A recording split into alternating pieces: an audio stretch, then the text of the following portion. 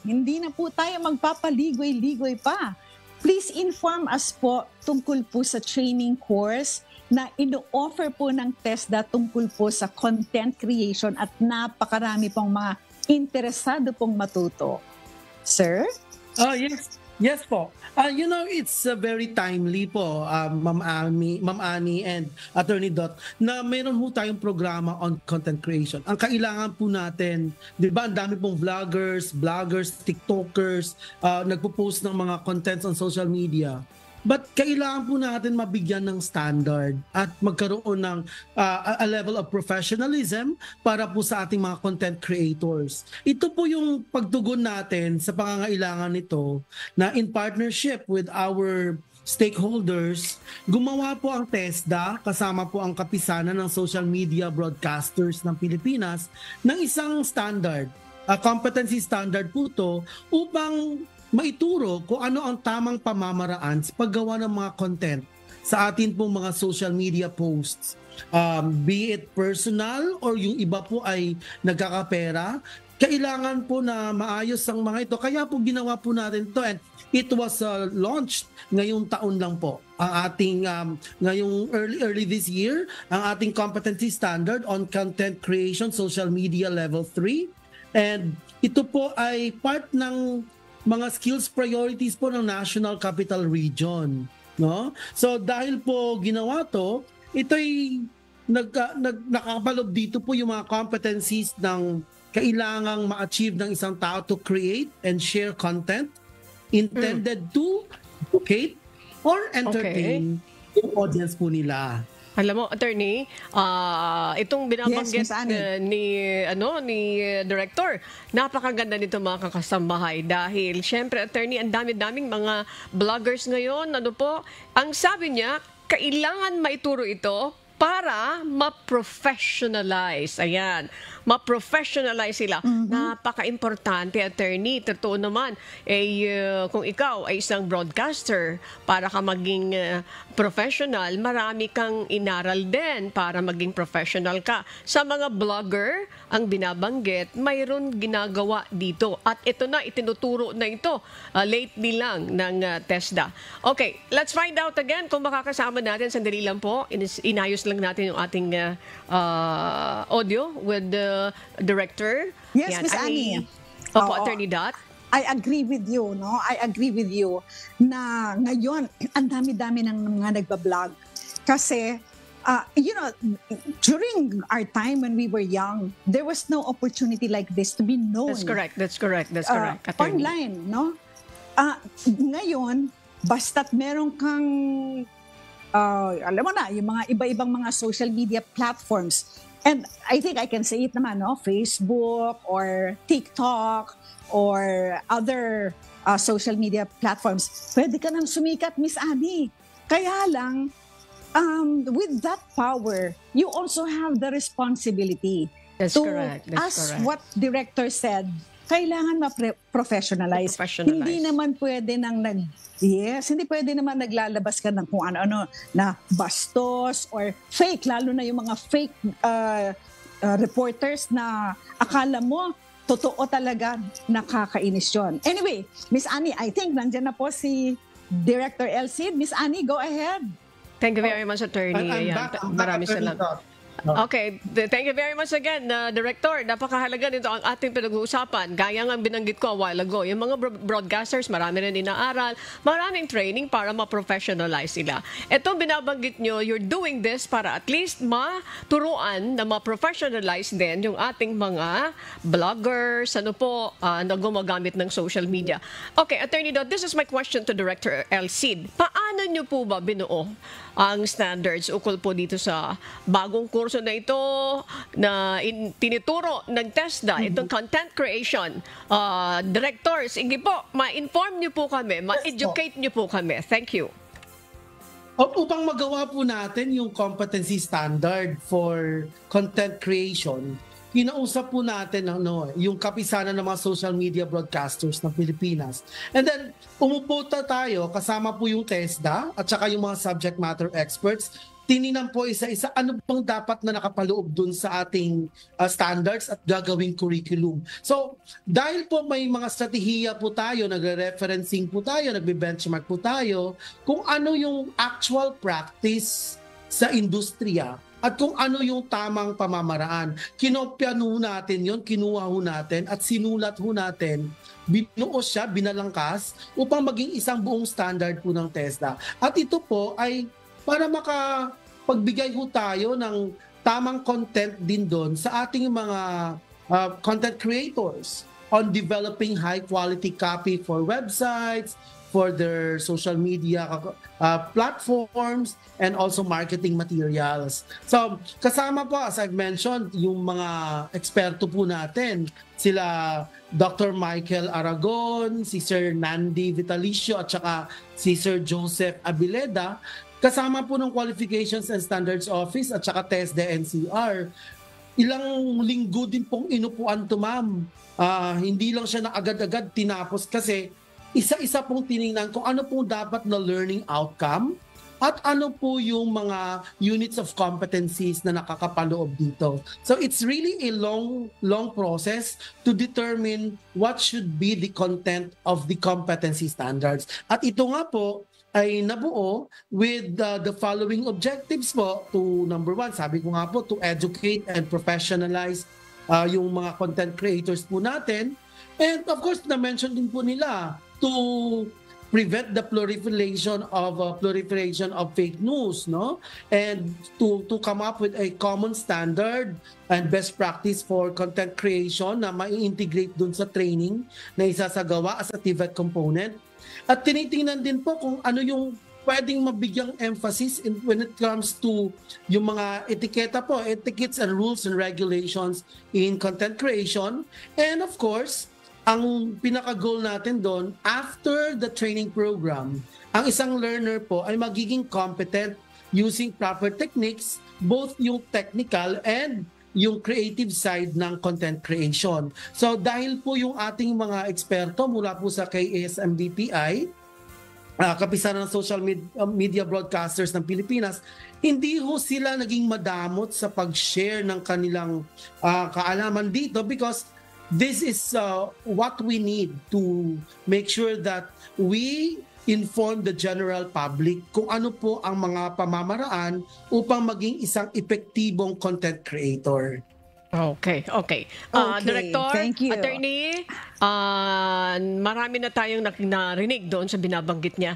Okay, tulad din ng ano po, sa etiketa, di ba po, Attorney, sa isang broadcaster, number 1, dapat hindi ka gumagamit ng mga profane language. I do not know. Doon sa iba na nakikita natin sa social media, di ba, Attorney Dot? So, yan, nakakatuwa itong binabalita sa atin ng Director Elcid. Attorney Dot, alam ko, naka-line up na yung mga tanong nyo. Go ahead, please. Thank you po. Yes, Miss Annie. Ako talaga yung natutuwa doon sa mga kwento sa atin ni Director Elcid na ginagawa nilang programa. But of course, Miss Annie, now that we are telling everybody about this program, I'm sure that there are so many people out there who are interested to become social content creators. Okay? So, para po dun sa mga social content creators na nakikinig po sa atin ngayon at yung mga makikinig pa in the future kasi meron po tayong live streaming na pwedeng mapanood later on. Paano po sila makakapag-enroll, sir, sa training program po ninyo? That's a very good question, Attorney. Ganito po, yung atin pong TESDA sa pamumuno ngayon ng ating Secretary Suarto Timangudadato, PhD, kasama po yung liderato ng TESDA, binibigyang pansin po to kasi maraming gusto mag-enroll. So, kanina nga lang po, kausap ko yung Regional Director ng TESDA, si Director Rovencio Ferrer. Tinatanong ko, Sir, ilan na ho bang nag-register? Meron na pong isang eskwelahan, one institution po na nag-o-offer ng content creation, level 3. Nagparehistro na po sila sa TESDA. Ito po yung training center. Okay lang ho bang banggitin kong pangalan? Yes po, go ahead po. Okay lang po. Okay lang Director. po. Go ahead. It's Aptitude Training Corporation po sa Quezon City. Meron po dito, itong pinakauna po, nag-iisa pa sa ngayon because there are a lot others na gustong mag-implement po nito all over the country, Luzon, Visayas, and Mindanao. So meron na po sa Aptitude Training Corporation sa QC at sabi po nung aking kaibigang director doon, ang ating kaibigang director ng QC, meron po silang allocation na 200 slots ng scholarship po. 200 slots of scholarship para po sa mga gustong maging content creators. Okay, Attorney Dot. Sundan ko, Director? Attorney. Sige, go, Attorney. Kayo na muna po. Yes. Sige, go, please. Thank you. Okay, Miss Annie, thank you so much. Kasi ito medyo nakadugtong doon eh. If there are those who are interested, no? Because sabi niyo merong 200 slots na libre po yan. Director, gaano katagal po yung training na yon? How long will it last? Will it last for just weeks or months po ba yan? Thank you po. Mabilis lang po ito. 140 hours or equivalent to 17.5 days. So mga kalahating buwan lang po. 17.5 days. Right. Naku, ayan Miss Annie, kayang-kaya naman pala na mga ordinary citizens. O sige po, Miss. Okay. Miss Annie, it's your turn. Thank you very much. Thank you very much, Attorney Dot. Okay. Nabanggit ni Attorney Dot yung tanong niya na kung ilang araw, kung ilang yung period ng para ka matuto. Nabanggit ni Director, siguro mga 15 days, kung hindi ako nagkakamali. And then, can you... sa araw, equivalent to how many days po? 17.5 days po. So, ibig sabihin, hindi lalagpas ng isang buwan, hindi lalagpas ng 20 dias, ha? Napakabilis talaga. And from what time it will start, Director? Anong oras mag-uumpisa? 8 to 5 din po ba ito? Well, yan po yung regular na training hours ng ating programa sa mga TESDA. Pero pwede naman po silang magtanong, baka po merong mga arrangements yung ating institution na syempre considering that some of this are working also, some of them are mga mothers, baka may scheduling din po silang gagawin. But ang total hours po na kasi natin ito is 140 hours lamang po. Okay. So pwede po itanong yung institution. Okay.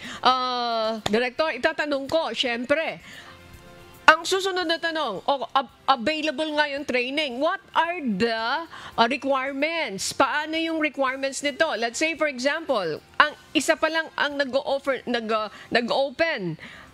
Kung ikaw ay nasa malayong lugar, wala ka dito sa Quezon City, and you want to take that course online, ito ba'y pinapayagan ng TESDA? Baka pwede natin klaruhin, Director, at doon sa mga kababayan natin na nasa malalayong lugar, magkaroon po sila ng information. Director El Cid, thank you. Yes, Ma'am Annie, sa ngayon po, tinitingnan po ng ating e-TESDA na gumagawa po ng TESDA online programs, the possibility of developing po ng programang ito as part of the TESDA online program. Tinitingnan pa po yun. Sa ngayon, inaayos pa po nila kasi gagawa, if ever po na i-upload to, magiging TESDA online program siya later on, may mga gagawin pong videos and modules and many more na mga requirements. So, hindi ko siya agad-agad ma-upload. So, pero it's a possibility po. Okay, what are the requirements, Director? Opo, what are the requirements? Tapos po, ibabalik ko kay Attorney Dot. What are the requirements para ka makapag-enroll? At may babayaran po ba dito yung ating mga kababayan na interesado? Ang sa atin pong entry requirements ay at least 18 years old. Ganun na po kasimple. At least 18 years old at Pilipino. No? Pero kung yung sa eskwelahan na po, they give out kung ano yung requirements ng eskwelahan, like kailangan nila ng ID picture, kailangan nila ng barangay clearance, it's with the institution na po, ma'am. Pero yung training requirements po natin is at least 18 years old and Filipino citizen. Wala po silang babayaran if they are scholars. ito po yung ipapaklear lang po natin. If ang scholars po natin sa TESDA ay walang binabayaran po because covered po siya ng scholarship.